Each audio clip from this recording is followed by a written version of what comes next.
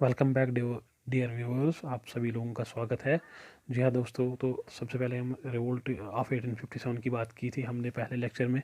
तो उसमें हमने काजेज ऑफ रिवोल्ट 1857 पढ़े थे, जिसमें पहला काज हमने डिस्कस किया है सोशो रिलीजियस काज, और दूसरा जो फैक्टर था इकोनॉमिक काजेज, ये भी हमने डिस्कस किए हैं। तो अब हम बात करेंगे पॉलिटिकल फैक्टर्स या पॉलिटिकल काजेज़ की। Political factors and political causes में सबसे पहले हम बात करेंगे सब्सिडरी अलायंस की। तो सबसे पहले हम देखेंगे कि सब्सिडरी अलायंस किसने साइन की थी। तो सबसे पहले सब्सिडरी अलायंस जो साइन की थी वो हैदराबाद जो थे निज़ाम जो हैदराबाद का था, उसने सबसे पहले सब्सिडरी अलायंस साइन की थी।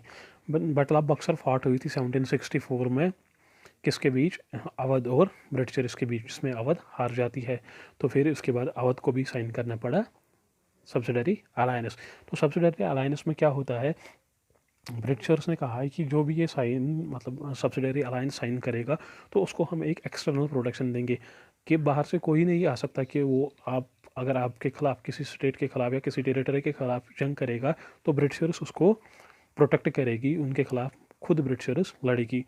तो उसके बदले में ब्रिटिशर्स क्या चाहते थे, और ब्रिटिशर्स ये चाहते थे कि जो भी रूलर साइन करेगा उसे और किसी पावर के साथ अलायंस नहीं करना है। मतलब अगर कोई दूसरी पावर कहेगी हम आपको प्रोटेक्शन देंगे तो उसको वो सब नहीं मानना है। एक बार आपने साइन किया है ब्रिटिशर्स के साथ तो आप दूसरी किसी भी पार्टी के साथ साइन नहीं कर सकते हैं। और ब्रिटिशर्स ने ये भी कहा है इसमें कि आप हमारे खिलाफ वार नहीं कर सकते हैं, और आपको हमें डिक्लेयर करना है कि ईस्ट इंडिया कंपनी के पास पावर्स है इंडिया में। तो ये सब करने के बाद ब्रिटिशर्स अगर ये सब चीज़ें आप करेंगे तो आपको ब्रिटिशर्स प्रोटेक्शन देंगे, आपके बॉर्डर्स पर प्रोटेक्शन देंगे। तो इसमें इन्होंने ये भी कहा है कि अगर कोई रूलर फेल होता है पेमेंट करने में, इस अलायंस के तहत अगर कोई रूलर फेल होता है पेमेंट करने में, तो फिर वो टेरिटरी ब्रिटिश अपने अंदर अपने कब्जे में लेगी। तो ये था थोड़ा बहुत सब्सिडरी अलायंस के बारे में। तो उसके बाद हम पढ़ेंगे डॉक्ट्राइन ऑफ लाइपस। डॉक्ट्राइन ऑफ लाइपस जो है वो लॉर्ड डलहौजी 1848 में उन्होंने एक डॉक्यूमेंट इशू किया था जिसका नाम है डॉक्ट्राइन ऑफ लाइपस। तो इसमें साफ जाहिर लिखा है कि अगर कोई स्टेट प्रोटेक्ट स्टेट है, मतलब उन्होंने ऑलरेडी सब्सिडरी अलायंस साइन किया हुआ है, अगर उनके पास कोई वारिस नहीं है, मतलब अगर उनके पास कोई अडॉप्टेड सन वारिस है, तो वो नेक्स्ट रूलर नहीं बनेगा। फॉर एग्जांपल कोई रूलर किसी स्टेट या किसी टेरिटरी में रूल कर रहा है और उसने अब ट्रांसफ़र वो अपनी प्रॉपर्टी अडॉप्टेड सन को कर रहा है, लेकिन डॉक्ट्राइन ऑफ लैपस के तहत वो अपनी प्रॉपर्टी या नेक्स्ट रूलर उसका वारिस नहीं बन सकता जो उसने अडॉप्ट किया था सन।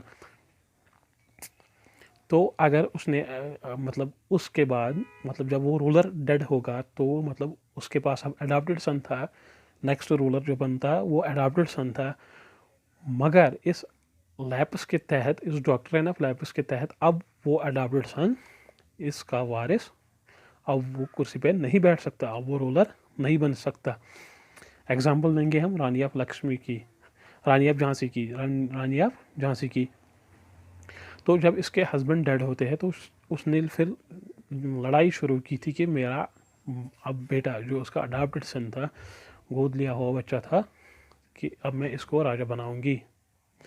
तो लेकिन वो सब नहीं हुआ था क्योंकि डॉक्ट्रिन ऑफ लैपस लॉर्ड डलहौजी ने इशू किया था कि अडॉप्टेड सन अब वारिस नहीं बन सकता, वो अब रूलर नहीं बन सकता, राजा नहीं बन सकता। तो जिसकी वजह से रानी लक्ष्मीबाई रिवोल्ट पे उतरती है। और ये भी लिखा था डॉक्ट्रिन ऑफ लैपस में इन्होंने कि अगर किसी के पास ऑलरेडी अडॉप्टेड सन है, मतलब ऑलरेडी कोई अडॉप्टेड सन जो है वो रूल कर रहा है, तो उसकी डेथ के बाद उसको पेंशन नहीं दी जाएगी, ना ही उसको कोई टाइटल दिया जाएगा। एग्जाम्पल देंगे हम नाना साहब की, जो कि अडॉप्टेड सन था बाजीराव सेकंड का। तो इसने भी रिवोल्ट ज्वाइन किया क्योंकि ब्रिटिशर्स ने रिफ्यूज़ किया इसको पेंशन देने में, क्योंकि उन्होंने डॉक्ट्रिन ऑफ लैपस में साफ लिखा था कि अगर कोई अडॉप्टेड सन रूल कर रहा है तो उसको पेंशन नहीं मिलेगी। तो ये एक मेन रीज़न था डॉक्ट्रिन ऑफ लैपस के तहत कि कोई अगर अडॉप्टेड सन रूल कर रहा है तो उसको पेंशन नहीं दी जाएगी।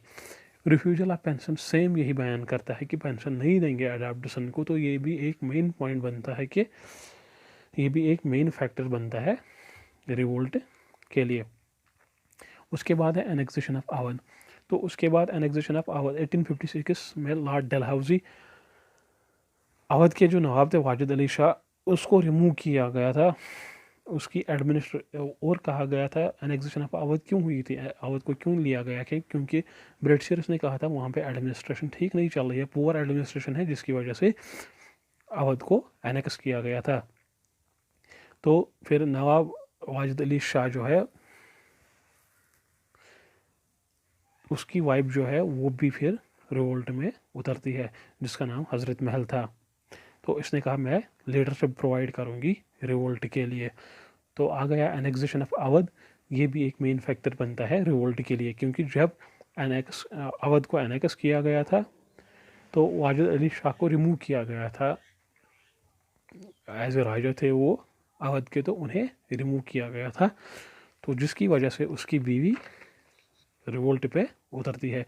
इसके बाद आते हैं हमारे मिलिट्री फैक्टर्स। अगर हम मिलिट्री फैक्टर्स की बात करेंगे तो सबसे पहला जो कॉज था, जो फैक्टर है मिलिट्री में, इंडियन सोल्जर्स को कोई प्रमोशन नहीं थी। अगर फॉर एग्जांपल कोई इंडियन सोल्जर एज ए सिपाही काम कर रहा है तो वो सिपाही रहता था, तो उसको कोई और प्रमोशन नहीं दी जाती थी। जो भी हायर पोस्ट्स थे वो किन के पास थे, हायर पोस्ट्स खाली ब्रिटिशर्स के पास थे। इंडियन सोल्जर्स को इंक्लूड नहीं करते थे हायर रैंक्स में। तो इसके बाद आता है जनरल सर्विस एनलिस्टमेंट एक्ट, जो कि 1856 में एक एक्ट बनाया गया था, जनरल सर्विसेज एनलिस्टमेंट एक्ट। इसमें क्या है,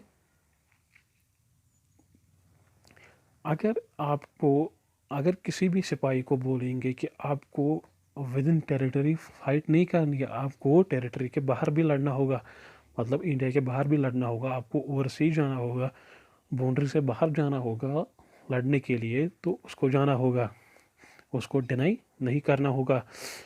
तो ये एक it became an unrest cause at that time, if a person goes beyond boundaries he may lose his cast.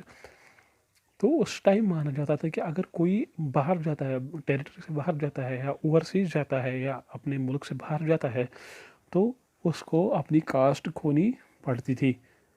और तीसरा फैक्टर जो है मिलिट्री में वो है यूज़ ऑफ एनफील्ड राइफल। हम सब जानते हैं जब एनफील्ड राइफल आई गई थी फोर्सेस में, तो उस टाइम उसमें पिग फैट और काउ लेदर यूज़ किया जाता था, तो जो कि डायरेक्टली हमारे रिलीजन को टारगेट करता था, क्योंकि पिग एज एन ऑफेंस माना जाता है इस्लाम में मुस्लिम्स के लिए, और काउ ऑफेंस माना जाता है हिंदू धर्म में। तो एनफील्ड राइफल में ये दोनों चीज़ें मिक्स की गई थी, तो इसकी वजह से डायरेक्टली टारगेट कर रहा था हमारे रिलीजन को, और लोग इसीलिए बगावत पे उतर आते हैं, इसीलिए रिवोल्ट ज्वाइन करते हैं। उसके बाद आता है और एक factor, role salary to Indian soldiers. जो भी सैलरी दी जाती थी तो हायर सैलरीज किसके पास थी, हायर सैलरीज प्रोवाइड की जाती थी ब्रिटिशर्स को, और जो इंडियन सोल्जर्स थे उनको लो सैलरी दी जाती थी। ये हुआ हमारा मिलिट्री फैक्टर्स भी कंप्लीट हुए। उसके बाद इमीडिएट काज क्या था, इमीडिएट काज की बात अगर हम करेंगे तो 1857 से पहले मास्केट यूज़ किया जाता था। एक राइफ़ल है मास्केट जो यूज़ की जाती थी बिफोर 1857, मगर जब रिवोल्ट हुआ 1857 तो उसके बाद एनफील्ड 1857 में एनफील्ड राइफ़ल लाई जाती है। तो अभी मैंने आपको कहा कि कैसे इमीडिएट काज बनता है, एनफील्ड राइफ़ल कैसे इमीडिएट काज बनती है, क्योंकि उसमें पिग फैट और काव लेदर यूज़ किया जाता था।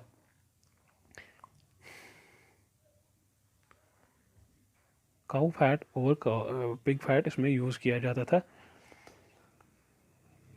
तो ये इसकी वजह से हमारा रिलीजन टारगेट होता था। तो ये सब फैक्टर्स हमने डिस्कस किए कि कैसे ये काज बनते हैं रिवोल्ट ऑफ 1857 पे।